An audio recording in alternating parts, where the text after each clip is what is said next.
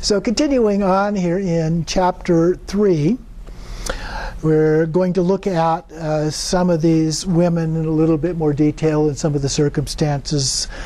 And so after the rose apple tree and the power of the sun's meditative concentration, the king became even more concerned that Siddhartha would choose the religious life. Siddhartha summoned the Brahmin soothsayers, and they named the 4 sightings: old age, sickness, death, and holy man. So again, it gets a little bit complicated in here in terms of all of these different predictions because they tend to get merged together into a single story. To witness these, he would surely renounce the world. Posting sentries at every gate, he redoubles his effort to keep his son at home. But Siddhartha was becoming interested in girls. Legends abound with tales of courtship, marriage, more than one, and the prince's harem life. He is portrayed as being virile and sexually active young man, which raises a lot of questions about only having one son. When you've got all of these women that you're supposed to be cavorting with, but only having one son, does not make a lot of sense. His youthful libidinous phase, which ended abruptly when he left home, is treated briefly, if cryptically, in the Pali tradition, where early monk editors were likely uncomfortable with this aspect of the teacher's biography and chose to alter or suppress the details. Siddhartha's sexuality is less hidden in the Sanskrit texts. He was a bodhisattva, and he could display sexual behavior without experiencing actual lust or attachment. Very convenient. But it also is a little bit related to the Tantra tradition. Okay? Most useful, perhaps, is simply remembering that under all the story layers, the Buddha was human. He experienced ordinary feelings and navigated his way through ordinary human struggles. So Lalita Vistara even has him sneaking out with Chandaka to meet some girls, his potentially half-brother. As Siddhartha became of age, probably around 16, the king became obsessed with him securing his son's patrimony. So Shirodhana took this very seriously. As a first step, he had 3 separate palaces built for his son, one for each season of the year. And those were the hot season, the cold season, and the rainy season. So here, the young prince would set up a household which, according to his aristocratic conventions at the time, meant establishing his own harem and family. It is a recurring theme in the legends that beautiful women were considered the strongest weapon in the arsenal, designed to keep Siddhartha contented and at home. And this story comes up over and over again. Send him more women, send him more women. Clearly, the arts of love were what the harem was all about. It serves as a metaphor for the ties to worldly existence that must be cut in order to become free. Next came finding a wife. The royal tradition that one maiden must be selected for marriage while the remaining contenders would become consorts in the harem. The bride would become the principal wife and consort. The Shakyas were unimpressed with the options, and the young prince, they claimed, was unfit for marriage. He had spent too much time among the women, growing up in the harem. And even now, he squandered his days with consorts. Siddhartha never learned the manly skills requisite for a proper husband, much less a future king. So who is Yashodhara, his future wife? That Siddhartha had a wife is undisputed in the literature. What we know about her varies widely. In the Pali Canon, she essentially disappears, just as does Maya, although it acknowledges that the Buddha had a son with vague references to a wife. The Shakyas were very insular and very married outside their clan, and never married outside their clan. As usual, the genealogy is confused and contradictory. In Pali sources, she is the Buddha's first cousin. A small clan, I mean, that's entirely possible. She shows up a lot in the Buddha's biography as a fairly believable woman with admirable agency caught in a difficult marriage. She doesn't disappear from the narrative, but spawns her own stories of psychological process and struggle. We find tales of romance and arranged marriage, and it goes through a number of these, which I'm not going to touch on here. Yashodhara's first challenge comes in Harem Protocol, which apparently required that women wear veils on their faces. And responding to their criticism, Yashodhara squares off in front of everyone and reprimands them. She sets the record straight about who's the boss in the harem. And Shuddhodana, father, is overjoyed with her rebellious words. That just seems a little bit off of a likelihood here, but examples of women asserting themselves are rare in Buddhist literature, but even rarer instances of men praising them for it. So then, go on some other tales in here. And then she talks a little bit about the junior wives. So Yashodhana was the principal wife, and so we had the junior wives. That Siddhartha had more than one wife is no secret in the early literature. The details are often confusing and contradictory, kind of like everything else. The Pali sources name only one wife, Yashodhara, although most of the additional wives named in the Sanskrit sources also appear in Pali sources, just not as wives. The term wife can be used very loosely. All women in the royal harem are sometimes referred to as wives of the patriarch, for example.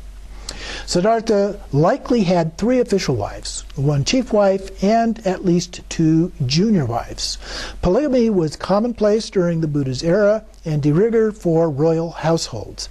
Note that this is the historical period and region that gave rise to the Karma Sutra. An added reason Shuddhodana built 3 palaces for Siddhartha was to provide separate residences for each of his 3 principal wives. In each palace, the princess wife would preside over her own harem of principal consort, and a schedule was set up such that the pleasure-seeking prince could visit the ladies in each palace at different hours of the night. Perhaps there is a Buddhist lesson here about the trappings of desire. Or perhaps it's just vivid storytelling. This does not mention her pregnancy or son, Rahula. In other sources, Gopa is named as a wife in addition to Yashodhara. The Kangur has variously that Siddhartha's 3 wives are Yashodhara, Gopa, and Mrigaja. Elsewhere, Yashodhara, Gopa, and Upalavarna. In Sanskrit, there's also a different version of Yashodhara, Gopika, and Mraja. And then, so anyway, there's different names and different stories. Another one says she had 4 wives. Another one says there were additional wives, without naming or numbering them. None of the legends are shy about referring to Siddhartha's harem or harems and his thousands of dancing girls or consorts, except that they're probably exaggerating the numbers. There probably weren't thousands of people living in the whole kingdom, because it's a very small area, and in that time, very small numbers of people living in these communities. So moving on to a very mysterious figure by the name of Kisha Gotami. A young woman by the name of Kisha Gotami appears in both Sanskrit and Pali legends. While there is no connected biography of her, she is clearly a very prominent or important figure in the Buddha's life story. In the Pali sources, she is mentioned variously as both a nun and a laywoman. In Sanskrit sources, they state that she was Siddhartha's junior wife. There are many inconsistencies in the story, and we only have fragments to work with. In two core stories that she mentions here. And the first one, called the mustard seed, Kisha Gotami is born into a poor family. She marries and bears a son. The boy dies as a toddler. She carries her son's corpse door to door, begging for medicine that would restore him, and finally reaches a kind man who directs her to the Buddha. And you may have heard this story before. And he says to go to the town and bring me a mustard seed from a house where no one has died. And so she goes from door to door, but there's no house to be found that has not experienced death. Her psychosis is cleared as she realizes that the medicine of the Buddha's offering can help her state of mind, but not bring back her son. She leaves her child lovingly in a charnel field, saying, "This is the law, all is impermanent." So there's a lesson there. Upon returning to the Buddha, she requests ordination and becomes a nun. The second story is called The Balcony, and this appears in most all of the legends in both Pali and Sanskrit. Kisha Gotami is a lovely Shakya princess, the same age as Siddhartha. The prince is at the end of his rope, having just witnessed the four sights of old age, sickness, death, and a holy man, and is on the verge of renouncing the worldly life forever. On his final ride back into town with his charioteer, Kisha Gotami spots him from an upper balcony and calls out to him. The prince tosses her a costly necklace and rides on. In most Pali versions, the seemingly flirtatious exchange serves as a reminder that the prince of to remind the prince of the bondage of worldly life and reinforces his resolve to leave home. Kisha Gotami, on the other hand, interprets it as an expression of his love. In the Sinhalese variation, she further believes it demonstrates his intention to make her a principal queen alongside his wife Yashodhara. Oh my. Note that Kisha Gotami thinks that the handsome young prince should make her his wife. In the Tibetan Kangyur, this is exactly what happens, although her name there is Mrigaja. In the balcony scene, the people observe Siddhartha's gesture of tossing her necklace and tossing her his necklace, or the necklace, and report to the king. Siddhartha sees to their marriage immediately, apparently his third after Yashodhara and Gopa. And then there's other variations of these stories that she talks a little bit about as well. Then she goes into this idea that Kisha Gotami might be Mrigi, another party here. As Mahavastu, which is the text, we find significant new clues about who she is or was in the Buddha's life story. Her name is Mrigi here, and she became quite annoyed when Siddhartha ignored her flirtation from the balcony. And Mrigi was the mother of Ananda in this case. Okay, that detail is only provided in this particular text. Later, when the Buddha's ministry is established, Ananda is a young man who wants to leave home and take ordination with the Buddha, but Mrigi won't let him do that. Mrigi's brief appearances suggest that her feelings of resentment toward Siddhartha carried over when he became the Buddha. The evidence we have points to a relationship characterized by discord. Many questions arise. Who was Ananda? He was the Buddha's devoted disciple and personal attendant for the last 20 years or so of the Buddha's life. So we're all familiar with the name of Ananda. Ananda was also present for the Buddha's teachings, and because of his excellent memory, he was able to recall and recite the discourse verbatim from or after the Buddha's death. The legends say virtually nothing about Ananda's family background. From Sinhalese sources, Ananda was the Buddha's nephew. If Kisha Gotami, a.k.a. Mrigi, was Ananda's mother, then who was Ananda's father? No one but her husband, young Siddhartha. He enters as a candidate. The theory suggests here is that Ananda was the Buddha's biological son. Siddhartha, like his father and other noble patriarchs of his era, would have had multiple children by different women. Ananda may have been among them. From Mrigri's side, she had fallen prey to jealousy as a subordinate wife, but her son would have had no hereditary standing. Only the son of the first wife, the primary wife, would have had that. This would suggest grounds for her resentment. Decades later, the Buddha chose Ananda as a personal attendant, maybe testimony to his former tie to Mrigi and her son, perhaps a gesture of making amends. It would also speak to the tremendous affection and loyalty historically chronicled between Ananda and the Buddha. In any case, if it is true, they were father and son. That important detail has been wiped from the records. So we don't know, but a possibility, and there's some things that are part of the story that would give evidence of that possibility. While it is never a good idea to look at present life stories for evidence, the 18th previous Buddha's wife, named Kisa Gotami, interestingly enough, and their son was named Ananda. That idea certainly invites further research. There are more hints, for example, in the Kangyur that Ananda is said to have been born conatally with Rahula.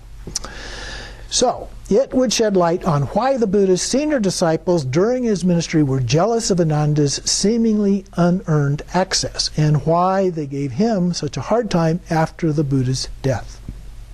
It would also help explain the many inconsistencies surrounding Ananda's age that appear in the Pali Canon and the biographical legends. Later monk editors may have tweaked his age and other details to bury the storyline that Ananda was the Buddha's son. So, very interesting story for you to think about there. So, skipping on ahead a little ways here.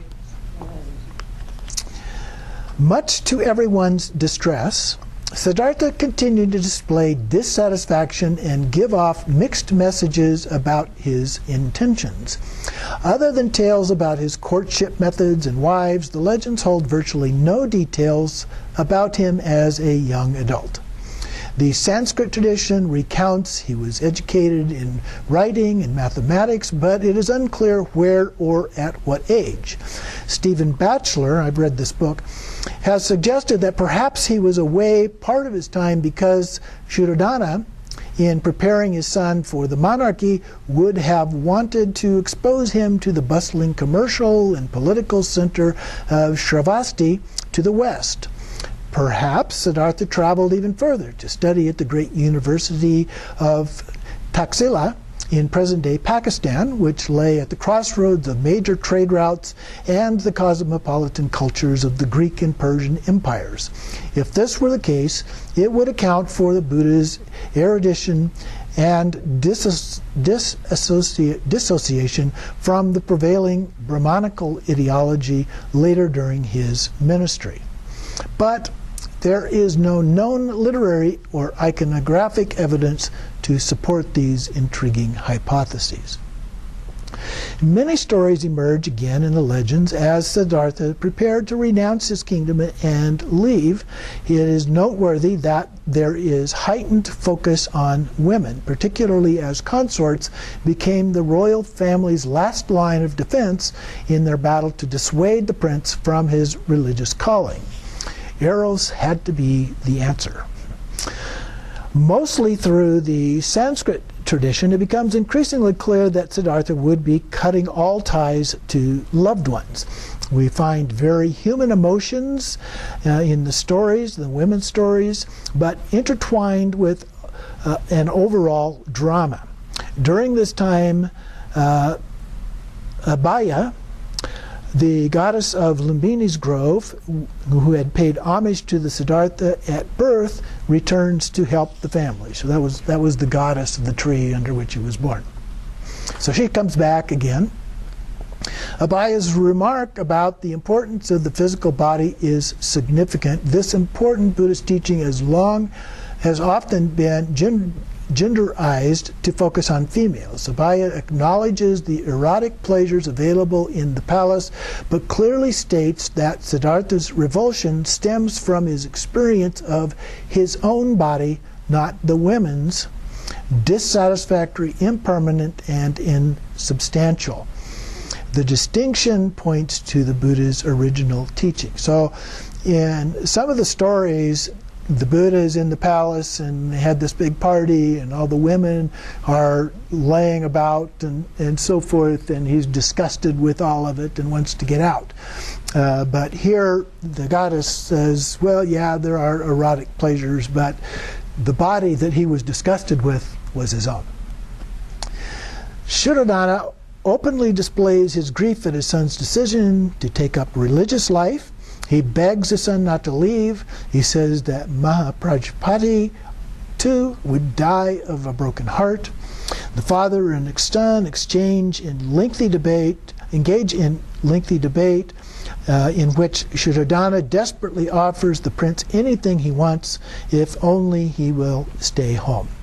Siddhartha asks that this harem of women and my numerous kinfolk not disappear. So he wanted to protect them as a part of this. The expression harem of women would not refer simply to sexual liaisons, but also to his loved ones. The children would also be a part of this social context, half-siblings and everyday playmates. This environment is a microcosm of worldly life and was his primary frame of reference growing up.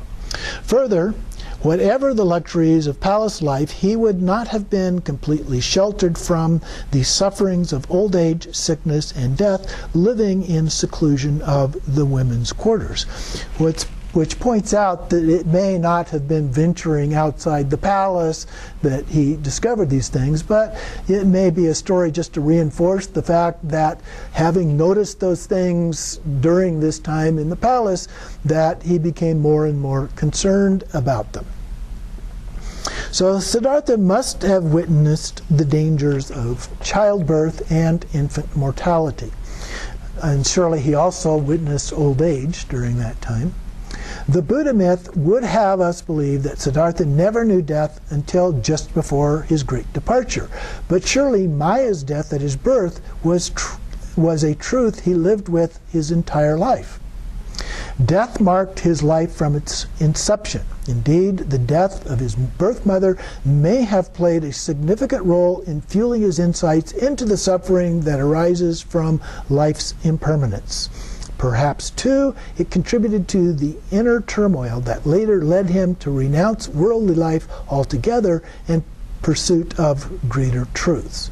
Returning to our story, Shuddhodana is convinced that simply infusing more women and pleasure into Siddhartha's life would surely put an end to such thinking. A classic parent-child disconnect. So father and son would go on having a curious conversation about sex and women. The prince said, "See, father, a man may have an awareness of a woman and be excited, disturbed, and intoxicated by it." The king said, "What is your awareness of a woman like?" The prince said, "It is an awareness of delusion." Finally, abandoning the debate in anguish, the king turns back to the consorts. After all, it is their job to keep the prince happily preoccupied. Their reputations are on the line. And so the ladies go overboard. As we know, it did not deter the prince a bit. The early storytellers told Siddhartha's evolving psychological process and spun it into colorful parable. The prince is described as embarking on an outer rather than an inner journey of insight. Siddhartha enlists his faithful charioteer, Chandaka, to take him on 4 separate excursions outside the palace walls. So this is the more traditional story. He observes the 4 sights, and then together these 4 sights turn the prince's mind finally to irrevocably into the religious life. The legends leave no doubt that Siddhartha's departure for the religious life was traumatic and sorrowful for his people.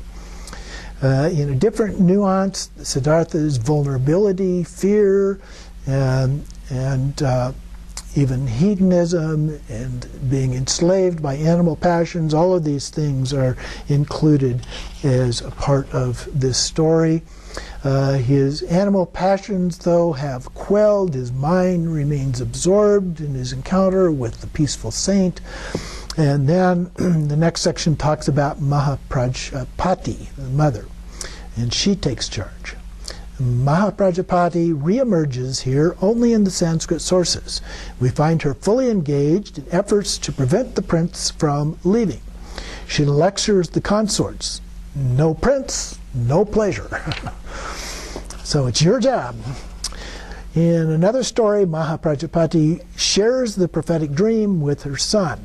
Expressed in a beautiful verse, it touchingly conveys his mother's unconditional love and acceptance even in the face of loss.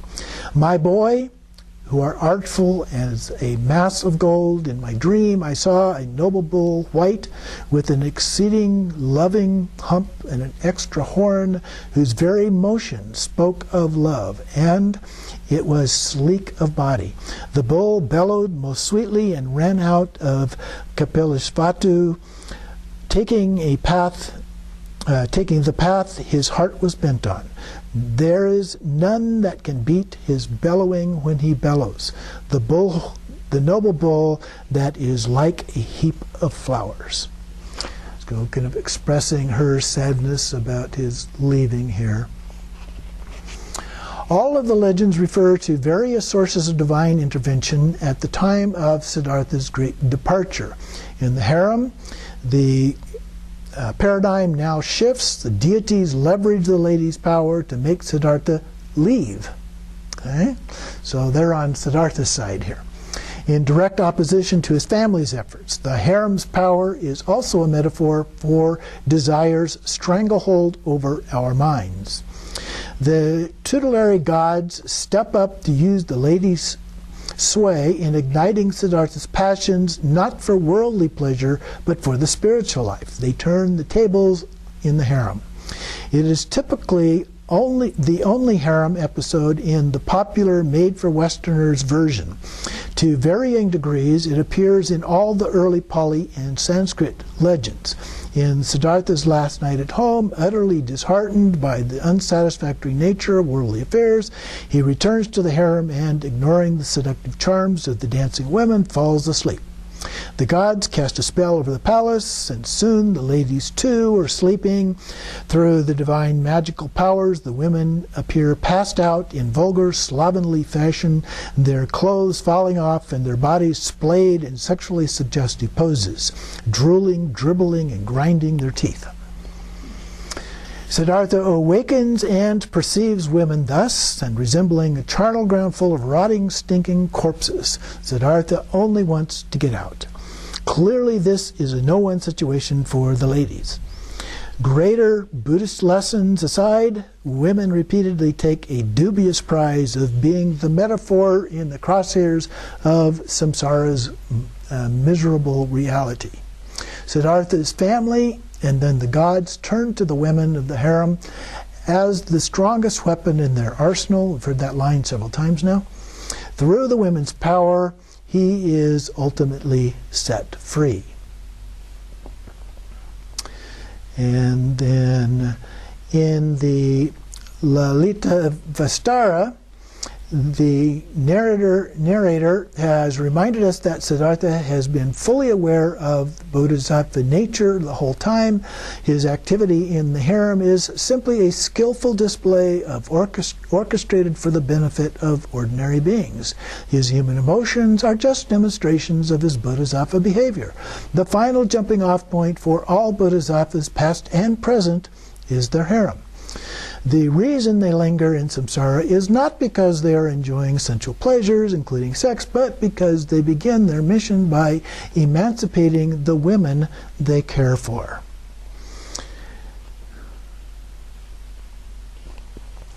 So then we have the great departure. The time had finally come for Siddhartha's departure. No measure of the life he had once enjoyed was now satisfying. It's a tale familiar to many families where a beloved son or daughter spurns the life others expect out of him in order to pursue his own purpose. Siddhartha says, "I would rather be cut in pieces, limb by limb and piece by piece. I would rather be burnt by a fiery furnace. I would rather be ground to pieces by a falling mountain than forgo for one instant my fixed purpose to become a religious recluse or to return again to my home. For alas, all earthly pleasures are transitory and perishable. This alone endures." Pali sources offer a consistent account. Reeling from the sight of the disgusting women draped about, he decides to call his guard to saddle his horse. Yashodhara had given birth to their son Rahula that very day. Siddhartha decides to make a final visit to her apartments to see his son and bid her farewell. However, so deeply are mother and child sleeping that Siddhartha chooses not to awaken them. Quietly closing the door, he determines that when he sees them next, he will be a Buddha. He descends to the palace courtyard to meet Chandaka and mount his horse. Kantaka, his horse, is said to be delighted as Siddhartha caresses him and speaks to him. "Well, Kantaka, you must assist me tonight, that by your aid I may be enabled to release all sentient beings from the perils of existence." There's a lovely full moon that shone. The earth is flooded with its rays. It appeared like a sea of gleaming white milk. In the Sanskrit tradition, it relates these episodes somewhat differently and with more detail. The prince's biggest concern is taking leave of his parents, particularly his father. Siddhartha seeks out the king and, quite touchingly, asks his forgiveness. The emotional king implores Siddhartha to reconsider. In the end, with abiding parental love, he gives his son a blessing. As Siddhartha gallops through the eastern gate to the city and Kantaka's back, he calls out to his father. I'll skip over that. As Siddhartha turns away from his wives in the palace, he pledges himself a lifetime of celibacy. "This for me is the last night on which I will have lain with the woman." Siddhartha is assisted and escorted by countless deities and supernatural beings in making his escape. To facilitate matters, the gods use their magical powers to cause the entire palace and city of Kapilavastu to fall asleep. The gods are jubilant, leading the way. There are grand processions of celestial beings holding torches of every sort of celebratory offering, rains from the sky, and heavens rejoice with the sounds of music. The Yakshis spring into action at the time of Siddhartha's great departure. Rather than rejoice, however, we find they are mostly sad. These earthly spirits reflect the sentiments of Siddhartha's family and the Shakya people. Chandaka begs to accompany Siddhartha on his quest. In the Pali tradition, the horse also is so devastated that he drops dead from grief on the spot. At this point, in most of the legends, Siddhartha exchanges his royal vestments for those of a hunter. In Sanskrit variants, we learn that women were involved, which is explained a little bit here. And then it goes back to town. Now he could turn his mind to the peaceful practices of religious recluse. Many years later, the Buddha described this time in his life to his disciples. Just a short piece of that. The way the religious life is in the open air it is not possible for one living at home to live the holy life that is utterly bright, blameless, pure, and clean. Let me then go now away from my home into the homeless state. So that's the story that he tells later to people. Shedding the identity of Prince Siddhartha, this newly minted wanderer became known to his fellow anchorites as Shakyamuni, sage of the Shakyas, or often simply Gautama, his family name. He donned the lifelong cloak of celibacy, never again becoming a householder, and meanwhile the palace is in chaos.